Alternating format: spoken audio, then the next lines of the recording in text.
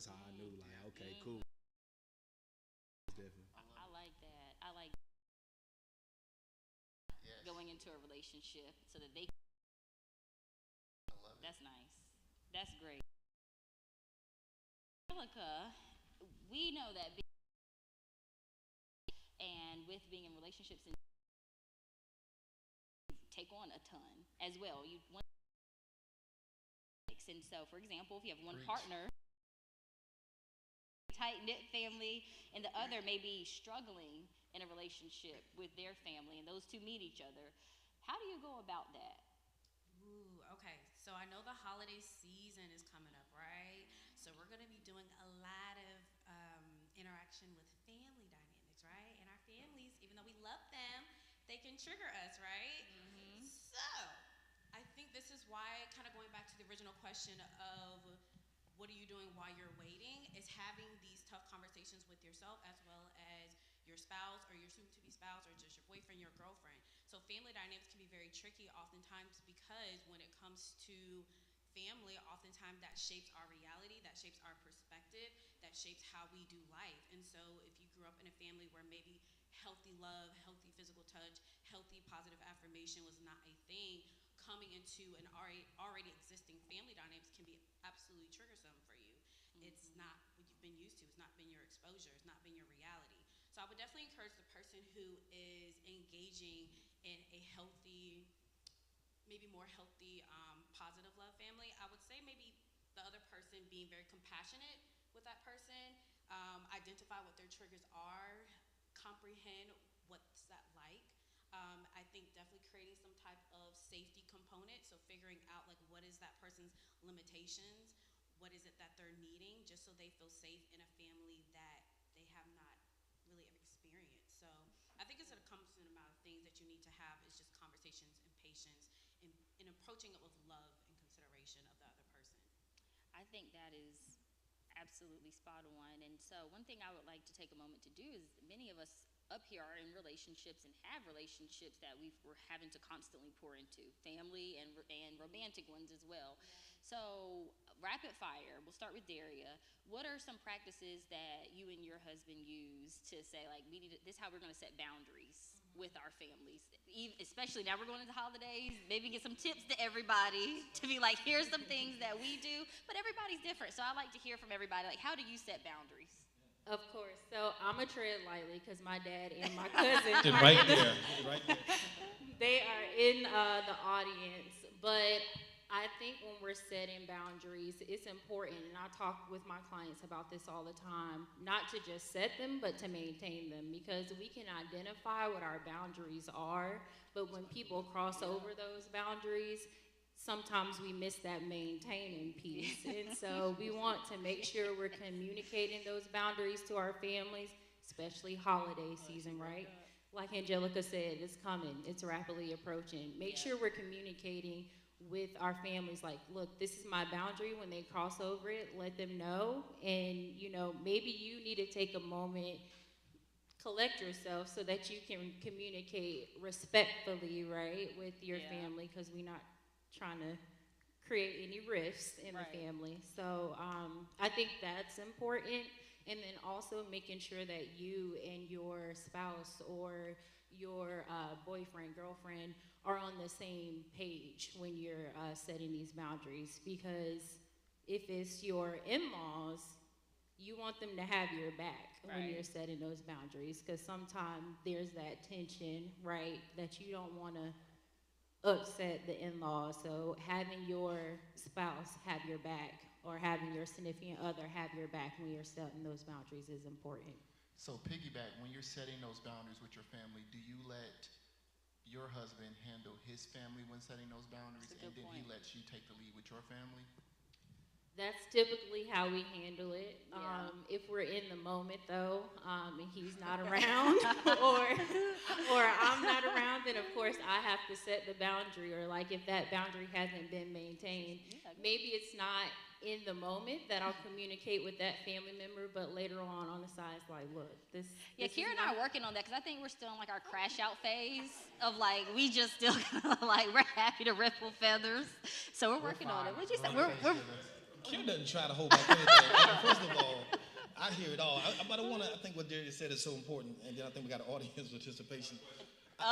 Goodness. People will, your in-laws or your family will treat your spouse based on how you treat them. Yes. And that's why you got to be so careful that when you have an argument with your spouse, that you don't take that out to the rest of the family. Yeah. Because if you do that, then all of a sudden they're going to never forget the fact that you yelled at my daughter or you treated my son a certain kind of way. So you need to keep that stuff in the house. Yeah. And so I think that's a lot of times what happens. They say, I can't get over something that you told me because that's still my baby girl or that's still my baby boy. So yes. did you want to go to her? Mr. Darius. Yeah, I want to, again, piggyback and add to setting the boundaries. Now, when you kind of raise people and now they are adults, it's hard for you to accept those boundaries, right? Yes. But that's the part that you have to pray about, and you have to kind of like, okay, sit back and realize the fruits of your labor are, as a parent, as an adult, are really coming to fruition. And I just want to ask one question to my daughter: Is that why you won't let Jeremy go play golf with me sometime? Yes. Okay, so one, how did you get a mic out of turn? We have a question to answer at the end. Oh my gosh. We're just gonna move we're past just gonna that. move We'll right talk over. about that Here we later. go. Jeremy's on live stream. Like, well, hold on. Angelica, what would you say, or what would you recommend here for couples in setting those boundaries? So definitely enforcing, being consistent with the boundary is definitely important. Also strategizing. So if you have a certain aunt, uncle, they're little chatty patties, or sometimes they're inappropriate, right? They're in your business asking really inappropriate, intrusive questions. You strategize. Like, okay, we're going to be at Aunt Sarah's house for only 10 minutes, drop off the gift, and we out. So strategize and making sure you're enforcing, make sure you're on the same page. Right. I love that. Clarks, what we thinking? She been waiting on this. Yeah. Raise the mic. No, for us, it's a little bit different. Like, if y'all know me, and if you don't, I love my family down. Yes. Like, down. Yes. But I had to realize, you have to leave thy mother and thy father, and then we create a family. Yes. So once we created our family boundaries, it was easy to, go to both families. Because I don't look at his mom like she's my mother-in-law. Like, that's my mom. Yeah. I don't look at his brothers like they're not my brothers. Like, I would die for my brother. I would die for his brother. So it's just like a oneness. So it's not really separate. Let's give it up for the Clarks. Yeah, this is just, oh yes, I love it. Anything you want to add there? Yeah, just piggyback off what she said. One thing her parents always told me is that you're my son. I'm gonna treat you just like I treat my biological son. And so we both was family oriented. That's something that I pray for in a woman, is that I want to be family oriented because I love my family as well. Yes. So like I say, it's easy. Like, we had this little competition thing of, I talked to your mom today. Okay, your daddy called me today. You know what I'm saying? Yes. So it just makes it so much easier when those boundaries come. You know what I mean? That we able to communicate with each other and just let our families know, like, hey, we going to do this, and they respect it. So yeah. I love it. I love that. You seem like a wonderful son-in-law. Yeah. Here we go. Look, Derry and I about to be having some conversations with these dads after this. We can take you to your office. Oh my goodness, Liv, what would you say and how you set these boundaries with Sheila and Larry?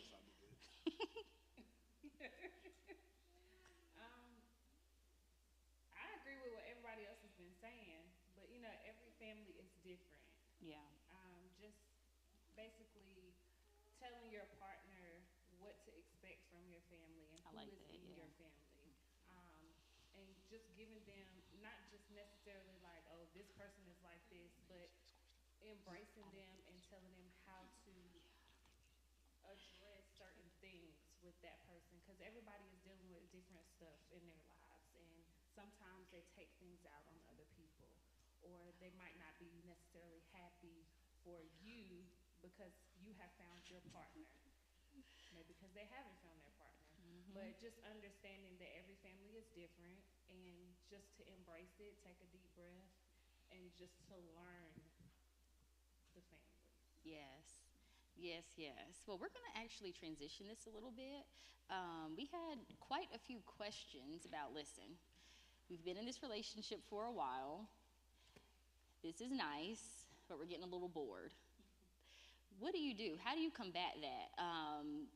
That can be a multi-tiered, multifactorial question. Some people have long distance. Some people, they've grown up together, and there's just so much that goes into why you can feel that a relationship grows stale.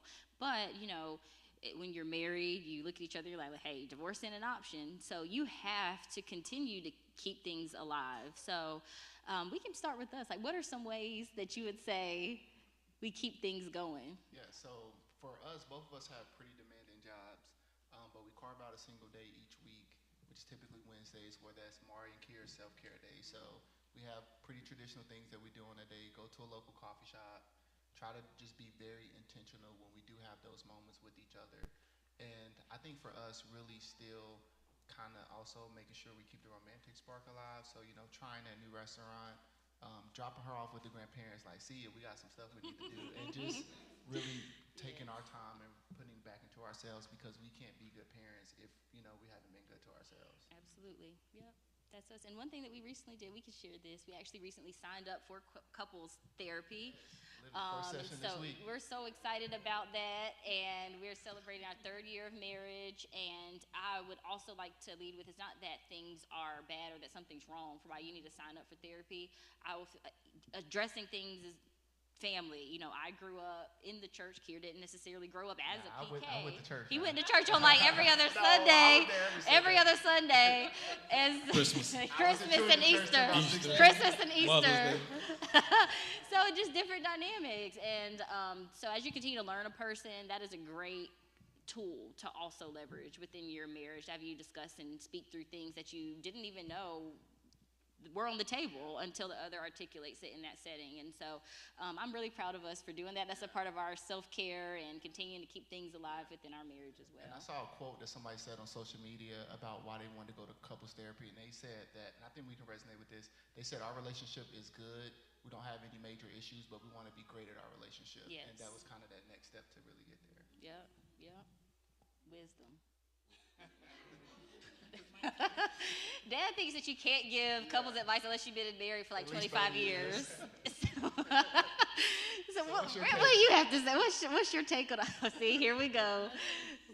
Clark, what are some ways that after having been together, we've dated, we were doing the coffee shops and all at first, but like, how do we keep the spark here? How do we ensure that you come home and you're still like, yes? We argue. But honestly, it's just honest. Yes. But we've been together for 3 months, so congratulations on 3 years. Yes. We're very new to this. I'm 3 months pregnant, so we're still learning our communication styles. So sometimes we clash, but that ignites something in us, because we're both like very wordsmith. Like, we love to use our words, but we're learning how to use them together. I love so that's a spark. It's like poetic justice. It's like a beautiful, just lyrics of words. It's beautiful. Here we go. It's an old song they used to sing in the church. Nobody told me.